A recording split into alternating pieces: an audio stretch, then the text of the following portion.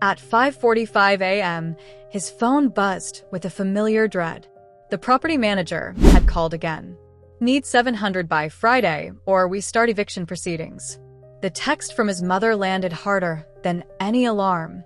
Marcus stared at the crack in the plaster above him, doing calculations that never balanced. His under-the-table job at the tire shop paid $15 an hour when there was work. 25 hours a week if he was lucky, 40 if miracles existed. His younger sister, Imani, slept on the fold-out couch 4 feet away. Her acceptance letter to the practical nursing program at the community college was taped to the wall above her pillow like a vision board. Tuition due in 4 weeks. Imani had wanted to be a nurse since she was 7, watching their mother come home exhausted from cleaning hotel rooms, saying, "Somebody's got to take care of people. Might as well be us." But dreams cost money they didn't have. Marcus rolled off his floor mattress quietly, careful not to wake Imani. The apartment shrank more every day. 1 bedroom, 1 bathroom, a kitchen where 2 people couldn't pass each other. The radiator hissed like it was perpetually angry. The neighbor's television filtered through walls that were basically decorative. In the kitchen, Marcus made toast and split it 3 ways. Breakfast for him and Imani. Their mother was already gone, starting her shift at 4 a.m. because somebody had to strip the beds in the downtown hotel before the guests woke up. Walking to school, Marcus passed the diner where he'd applied last week. Through the window, he saw the manager who'd said, "We'll be in touch," with a smile that meant, "Don't hold your breath." For other places had given him the same polite dismissal. Too young, no experience, not the right fit. The right fit, like poverty, was apparently a choice you made. By lunch, Marcus was lightheaded, but he split his sandwich with his friend Terrence anyway. Terrence's father had been laid off from the warehouse, 20 years gone in a 20-second conversation. "Man, you barely got enough," Terrence protested. Marcus just shrugged. "We both gotta eat, right?" It was reflexive kindness, learned from watching his mother always find room for one more at their table. Even when dinner was just rice and beans with hot sauce to pretend it was something else. After school, Marcus took 2 buses to Webb's Tire and Auto. Mr. Henderson paid him under the table, $15 an hour, to learn skills that might actually matter. Today they were replacing the suspension on a 10-year-old Ford Explorer. The undercarriage was rusted, cramped, nothing like the vehicles Marcus sketched in the margins of his notebooks. "You got good instincts," Henderson said, watching Marcus work. "Natural mechanic. But you think too much about what's coming instead of what's in front of you." Henderson didn't understand that Marcus couldn't stop thinking about what was coming. Because if he focused on what was in front of him, the bills, the hunger, his mother's exhausted face, he'd drown in it. Instead, Marcus dreamed about designing vehicles that working people could actually afford. Engines that didn't fail at 100,000 miles. Safety features that didn't require a luxury trim package. Cars built for people like his mother, who drove a 20-year-old sedan with 300,000 miles and prayed every morning. During break, Henderson found Marcus watching videos about automotive technology on his phone. "College boy dreams," Henderson teased, but not meanly. "Just remember, dreams don't pay rent." Home by 8. Marcus helped Imani with algebra while their mother worked her night shift cleaning offices. Imani was brilliant, straight A's, acceptance to 2 nursing programs, but only 1 offered aid, and even that left them short. "I could take a year off," Imani said quietly, eraser crumbs scattered across her homework. "Work full-time, save up." "No," Marcus's voice came out harder than he intended. "You're going. We'll figure it out." But lying on his floor mattress that night, Marcus wasn't sure how. He scrolled through classmates' social media, spring break trips to Miami, new cars for 16th birthdays, college parties with catering that probably cost more than his family's monthly grocery budget. He wasn't jealous, exactly. Just tired. Tired of wearing the same 3 shirts. Tired of declining invitations because he couldn't afford a movie ticket. Tired of being grateful for hand-me-downs while watching other kids complain about getting last year's phone. But quitting wasn't in his vocabulary. His mother had raised him to believe that character mattered more than circumstances, that doing the right thing still counted even when no one was watching. even when the right thing didn't pay bills. Tuesday morning brought unexpected rain, soaking through Marcus's only jacket before he'd walked 2 blocks. By the time he reached downtown Atlanta for the job fair, a school requirement, he was drenched and self-conscious. He checked his reflection in a bus shelter window. Wrinkled shirt, damp hair, scuffed shoes. The employers would be polished, professional, used to kids who arrived in cars instead of on public transportation. "Fake it till you make it," he whispered. His mother's mantra, repeated every morning like a prayer. What Marcus didn't know was that this particular Tuesday would prove his mother right in ways he never imagined. The scene that stopped him was one most people would have pretended not to see. Walking past the financial district, Marcus noticed her immediately. An older white woman sat on a concrete planter between 2 office towers, looking completely out of place. Her silver hair was disheveled, rain mixing with tears on her cheeks, but her clothes screamed wealth.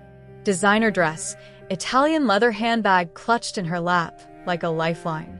The rain had intensified, creating a curtain between her and the stream of professionals hurrying past.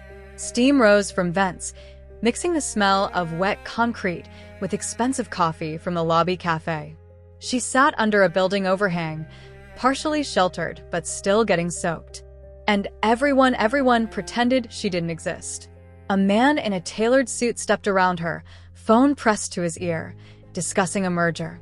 A woman in heels noticed her, frowned, and quickened her pace, like confusion might be contagious.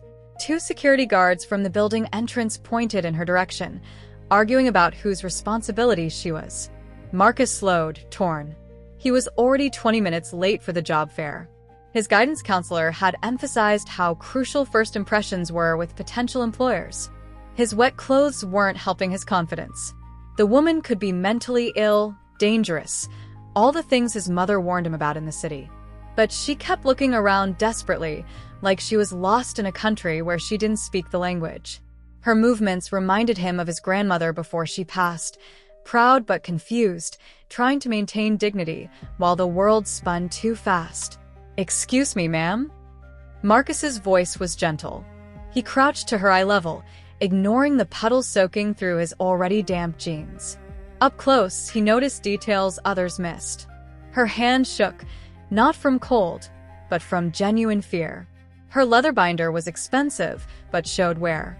This wasn't someone posing. "I'm supposed to be somewhere," she said, voice barely audible over traffic. "But I can't remember where, or how I got here." Her eyes darted between faces in the crowd. "Everyone keeps walking past. You're not invisible." Marcus said it firmly. "What's your name?" She pressed fingers to her temple. "Dorothy. I think.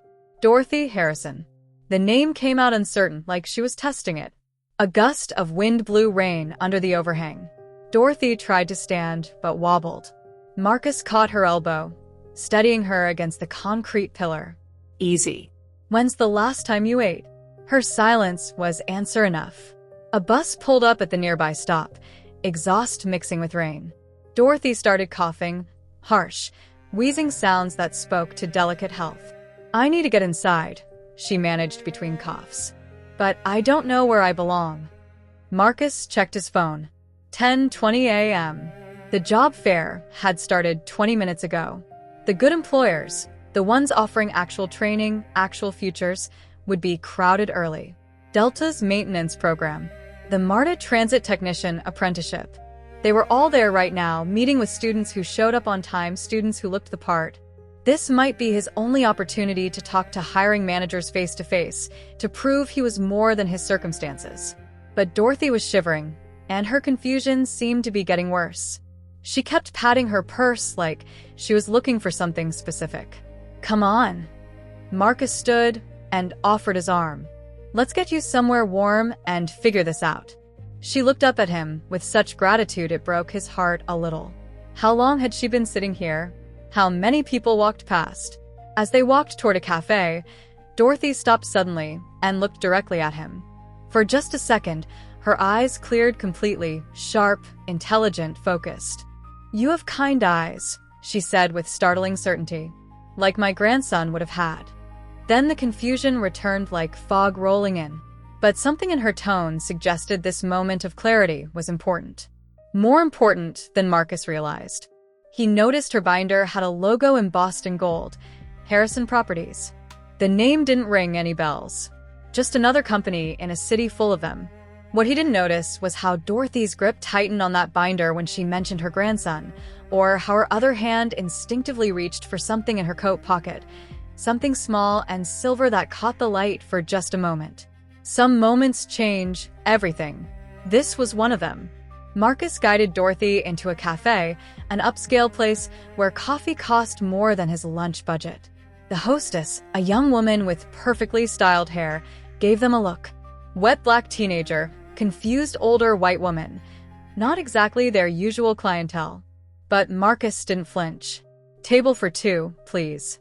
Somewhere quiet. He spoke like he belonged there. Confidence learned from watching his mother handle dismissive receptionists, from years of refusing to let circumstances dictate his worth. The hostess hesitated, then led them to a corner booth away from the main dining area. Marcus ordered Dorothy hot tea and a muffin, using most of his lunch money without hesitation. She wrapped her hands around the warm cup, and color slowly returned to her cheeks. "Better?" She nodded, some of the fear leaving her eyes. "You're very kind." Marcus texted his guidance counselor. "Running late. Family emergency." The lie came easily. This felt like family now. While Dorothy sipped her tea, Marcus gently examined her binder. Inside, architectural plans for what looked like a massive development project. Financial documents with numbers that had too many zeros. Business cards from law firms he'd seen on billboards. Everything bore the same logo, Harrison Properties. "Dorothy, do you recognize any of these?" She studied them like they were written in a foreign language. Meeting. There was supposed to be a meeting. Very important. Her voice gained strength as fragments returned. Something about children. Schools. Dorothy's purse contained a high-end smartphone, gold case, but it was password protected. The screen kept lighting up with incoming calls. Boardroom, security, David assistant. "Looks like people are looking for you," Marcus observed. Dorothy stared at the phone like it might bite her. On his cracked screen, Marcus Googled Harrison Properties Atlanta. His weak data connection loaded slowly, but his eyes widened as information appeared. Major real estate developer, multi-billion-dollar company, recently in the news for a massive affordable housing project. The CEO's photo loaded last, a confident white woman in her early 70s, silver hair perfectly styled, standing at a groundbreaking ceremony. "Dorothy Harrison," Marcus said gently, showing her the search results. "Does this look like you?" Dorothy stared at the photo, at herself, confusion and recognition warring on her face. "That's me," she whispered, touching her disheveled hair self-consciously. "But I look so together." "Ma'am, I think you might be having a medical episode." Marcus kept his voice calm. "Confusion, memory problems. We should get you to a doctor." Dorothy grabbed his wrist with surprising strength. "No hospitals. They'll think they'll say I can't." Fear sharpened her voice. "The project. Today's vote decides everything. Thousands of families need those apartments." Through patient questioning, Marcus pieced together fragments. Dorothy was supposed to present the final proposal for a $700 million affordable housing development to the city council at noon. Without her signature and testimony, the project died. The land would be sold to luxury condo developers instead. 2,800 families would lose their chance. Marcus called the number labeled David Assistant from Dorothy's phone. "This is Dorothy Harrison's phone," he said when a frantic voice answered. "She's safe, but she needs help." The relief in David Chen's voice was audible. "We've had security looking everywhere. The board meeting started an hour ago, and Mrs. Harrison never showed. The council members are threatening to postpone the vote. She's having some kind of memory issue," Marcus explained. "But she's okay. Where should we meet you?" David arrived in a company car within 10 minutes. A kind-faced Asian man in his 30s with worry lines etched deep around his eyes rushed into the cafe like Dorothy was his own grandmother. "Mrs. Harrison, thank God." He slid into the booth beside her. But Dorothy still looked fragile, uncertain. I don't think I can do this, David. I can't remember the numbers, the talking points. What if I help? Marcus suggested, surprising himself. Both Dorothy and David stared at him. I've been studying the papers while we waited, Marcus continued. The project houses 2,800 families, creates 900 construction jobs, includes on-site childcare and a medical clinic. Financing comes from municipal bonds and private investment at 3.2% interest.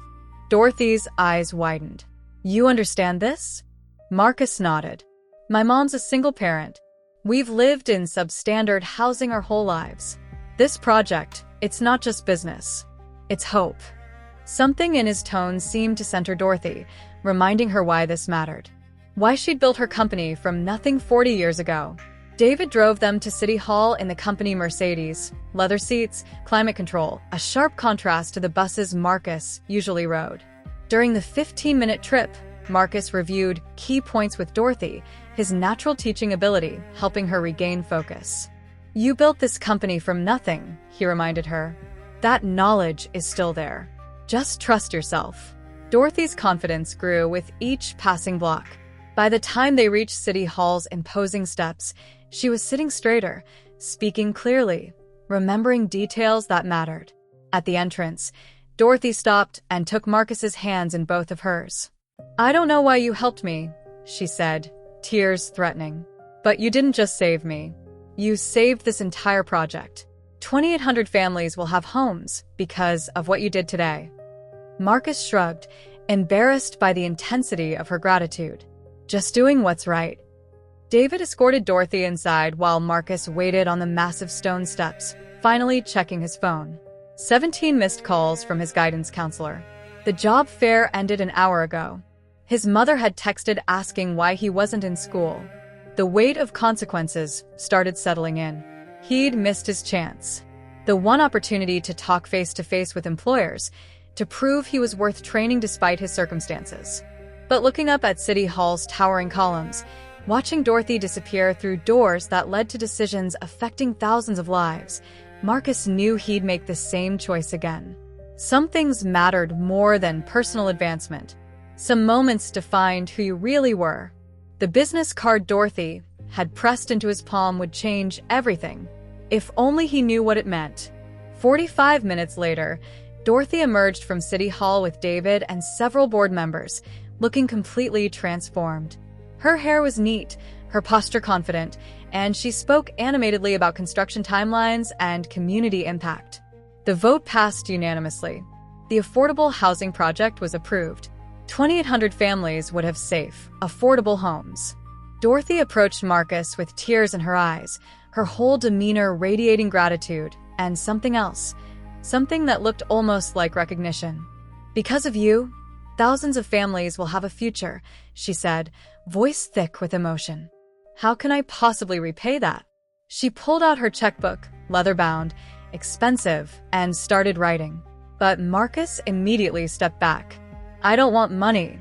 The words came out firm, definitive. I helped because it was the right thing to do, not for reward. Dorothy looked genuinely surprised. In her world, everything had a price. Everyone wanted payment. She slowly closed the checkbook, studying Marcus's face like she was seeing him for the first time. David watched the exchange with obvious interest. Most people would have called 911 and moved on, he observed. Or worse, ignored the situation completely. You stayed. You listened. You cared enough to understand what was really at stake. Marcus shifted uncomfortably. He wasn't used to such direct praise. Anyone would have done the same thing. No, Dorothy said quietly. They wouldn't have. And they didn't. She reached into her binder and pulled out a business card. Not hers, but someone else's. The cardstock was heavy, expensive, slightly worn from handling. She stared at it for a long moment before looking up at Marcus. This belongs to someone very special to me, she said, her voice soft with old grief. Someone who would have liked you very much. The card read, Jonathan Harrison, automotive design engineer, Harrison Innovation Labs. Jonathan was my grandson. Dorothy explained, pressing the card into Marcus's palm along with something else, a small silver keychain shaped like a wrench, engraved with the initials JH. He died in a car accident 4 years ago. He was brilliant, designing safer, more efficient vehicles for everyday families, not just luxury buyers. He would have been about your age now. Dorothy's eyes searched Marcus's face, and something in her expression shifted. Recognition, wonder, like she was seeing a ghost. He always said the future of automotive wasn't in making cars faster or flashier, she continued, but in making them accessible to working families. He had such plans. Electric vehicles that cost less than gas cars. Safety systems that could save thousands of lives. She trailed off, still studying Marcus with that intense, almost mystical focus. You have his eyes. Kind but determined. And when you explained the housing project back there, she shook her head. It was like hearing Jonathan speak. The same passion for helping people. The same understanding of real problems. David checked his watch and approached. Mrs. Harrison, the board is waiting. The celebration lunch. Dorothy nodded but didn't move immediately.